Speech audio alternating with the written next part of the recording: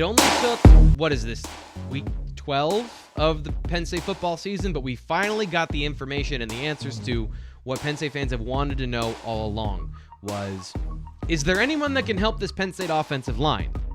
And that's what we're focusing on today. A lot of talk has already been happening about Christian Veilleux, who had a surprising and encouraging performance for Penn State football in his first time on the field in relief of a sick and injured Sean Clifford. We talked about him on my film review in depth today over at bluewhiteillustrated.com. You can see all that information. It's a premium article, but don't worry, I got you covered. You sign up for just $1. Just $1, and at this point, you'll be heading into the final week of 2022, and you'll still be paying just $1 for On3. 12 months of access for just $1. Not only future you is going to thank you, 10 minutes from you now is going to thank you when you read the film review and you see everything that I found out about Christian Veilleux, including some hidden things that you might not have noticed that you want to pay attention to if you're one of those guys saying, hey, start him next week. He's going to be great. He's the next guy. Pump the brakes. But I'm here to hit the gas a little bit on another guy who is a true freshman, also played on Saturday, that we're not talking enough about. That is true freshman left tackle, Landon Tengwall. Landon Tengwall was a 4-star recruit in the class of 2020, did not play football his senior season because of COVID, comes into the program as the next wave of the Penn State offensive line. Again, true freshman. So that's why we haven't seen him yet, but pressed into duty, I was really impressed with how he played. And I'm going to tell you about that in just 1 second. First thing is, I have to ask you to do something. I have to ask you to subscribe to our YouTube channel. It's the holiday season, so consider it a gift to me. I mean, if you're feeling really generous, you can like the video. What I want really for Christmas is for you to watch the show and to like it. But in order for me to keep doing the show, I need you to subscribe. I need people to like the videos and all that stuff. So that's what I've been told is important, so I'm telling you. That's my job, is to tell you things. Also, because it's the holiday season, I wore my most festive red plaid for this. 1 second. Ho, ho, ho, ho, ho! Gentlemen, the holidays came early at Manscaped, the leading men's hygiene brand. Manscaped just launched new products, including their all-new ultra-premium body wash and a 2-in-1 shampoo and conditioner. It's time to give yourself, or as we said, it's the holiday season, someone who needs it, the gift of beautiful skin, hair, and balls. Go to manscaped.com, use promo code PSU20 that you see at the bottom of the screen for 25% off plus free shipping. Normally, it's 20%, but with Black Friday this week, it's 25% until then. Promo code PSU20 for 25% off plus free shipping. This is my Santa voice. Ho, ho, ho. Okay. Let's talk about Landon Tengwall. One of the first things that I think is really important is to know not just who he is as far as his name, but what is his profile coming into the game. When I watched his film his junior season, I loved it. I was so excited to watch a good football player play football at that level because he technically did things at a really advanced level. So the baseline of this kid is he's a mature young football player that had good technique, good maturity about him on the football field, and he was 6'6", 320 in high school. Like, he's huge.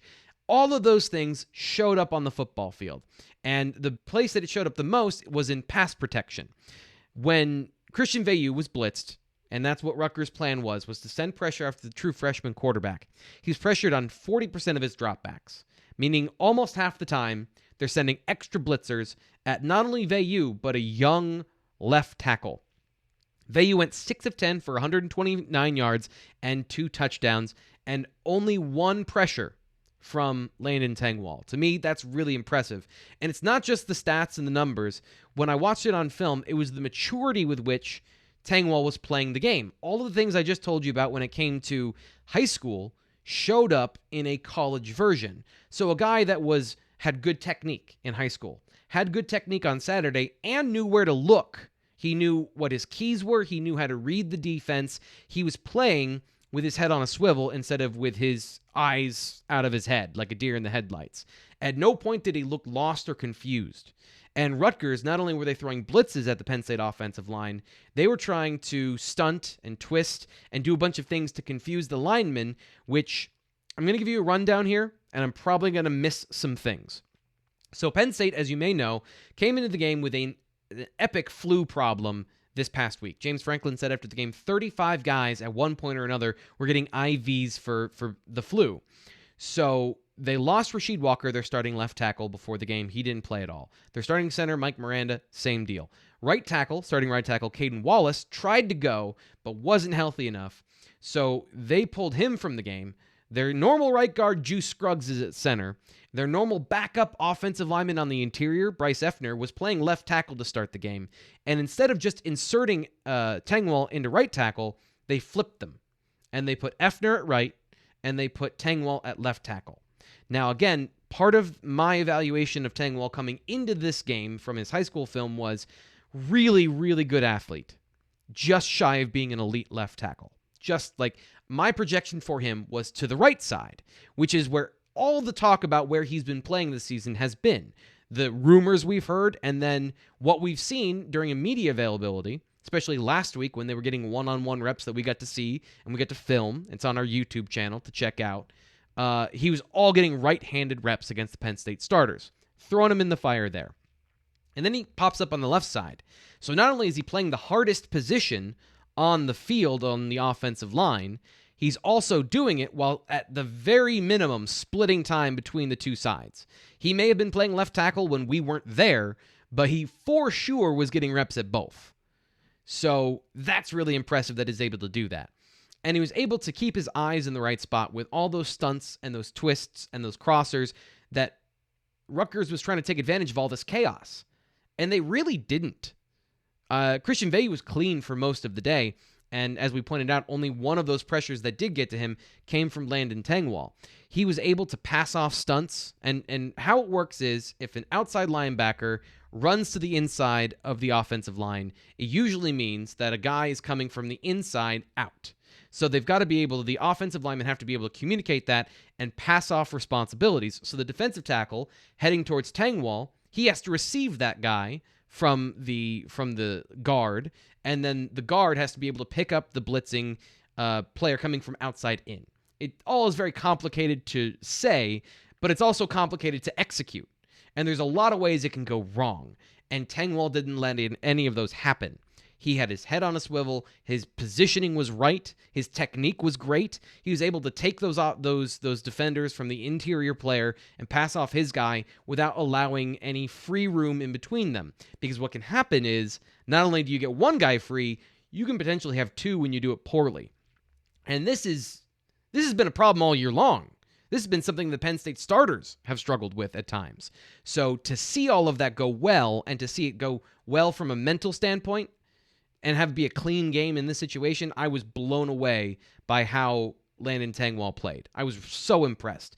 Now, a lot of this is just not making mistakes. But as an offensive lineman, that's a lot of what your position is. Don't make mistakes. Don't give up free rushes. Don't get your quarterback killed. And he accomplished that mission. Mission accomplished, put the banner up. It was great. Now, the part that I think Penn State fans should be really encouraged by is his play in the run game.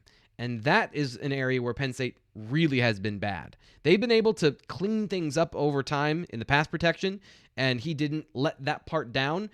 But there were moments and there were elements of how he took the game forward for the Penn State run game. Can explain a little more technique here, so just bear with me. When you are executing zone blocking, and that's the majority of what Penn State runs is zone blocking, you need on every play, there's a front side and a back side. And on the back side of plays especially, your job is to get to the inside of the guy lined up to your inside. So you've got to be quick enough to get around a guy and seal off the front side of the play from him. It's called a cutoff block, where you have to quickly shift your hips, get into the hole, and make him lose a gap. It's called stealing a gap. This was something that the Penn State tackles have struggled with, especially on the right side of the line, all season long. Another thing I pointed out in my film review is that Effner and Tengwall were doing this really well. And that's why I'm not surprised when I went and I looked at the numbers. PFF graded Tengwall's zone blocking, what I just described to you, as a 92.7. That is not only an elite number, that's the highest number that any offensive lineman has achieved in an individual blocking scheme all season long. So not only was he just doing it right, he's making a tangible difference to the offense. He was creating holes. He was making space. And that's partly how Penn State ran for 149 yards and had their most complete performance on the ground all season long. Because he and Effner were making space for the offense. Now, it wasn't perfect. Some of his man blocking didn't go so well when he was on the second level, missed a couple of blocks. But again, true freshman in his first game, I'm not concerned with that. What I noticed was, that's a player. Landon Tengwall, to me, looking at this game, he has earned my confidence to keep playing going forward. That's a guy that has proven I'm not going to make huge mistakes, and given the opportunity, I can make a difference for the offensive line. Now, do I want him playing left tackle versus Michigan State next week? This is the part where it's no disrespect to Rutgers. It's just a fact. They have one of the worst pass rushes in the Big Ten. Most of their pressure comes from Julius Turner on the interior, and that's to preface these numbers to tell you before we get there. They're third worst in the Big Ten in total pressures, and 25 of those have come from their nose tackle. Next week, Michigan State not only has the most prolific edge rusher, they are the most prolific pass rushing team in the Big Ten. They send pressure, and they get it. I don't know that you want to put Landon Tengwall at the left tackle in this position, especially if Rasheed Walker comes back and is healthy. And if he's not healthy, he probably needs to go to the hospital. The flu's that bad. But he should be back. All these players should be back next week, given that we all know how the regular flu works. So, with that in mind, what do you do with Landon Tengwall? I still think you put him at right tackle. Although if you want to find out, go for it, I guess. Like, you want to find out if you have a guy that can take over for Rasheed Walker in the future? Sure, let's do that. But at the very least, put him at the right tackle and let him split some reps with Caedan Wallace. He's absolutely earned that, in my opinion, and that's not anything different than what Penn State has done previously with guys in a similar situation. Yes, Caedan Wallace has played there all season long, and if you've listened to this podcast, you know I think he's playing out of position. So if Tengwall can handle that, you found a tackle, that is like finding gold. So let him have that opportunity against Michigan State to get at least a couple of reps in the game and to see if this was all a Rutgers mirage or if you really have a guy that can contribute going forward. Because he's still going to have his red shirt no matter what. He's only played in the one game that we saw this past weekend, and there's only 2 left. So you don't lose anything. And if you give him the opportunity to go out and prove more, you now know what you have going into 2022, and you can feel better about that as a Penn State coaching staff as well, because we all know it's not real until you see it on the football field fully. You can feel good about it, but you need to see it happen on the field, even for the coaches, to really know what they got going on. And what I saw on Saturday is they got a player that they need to keep playing.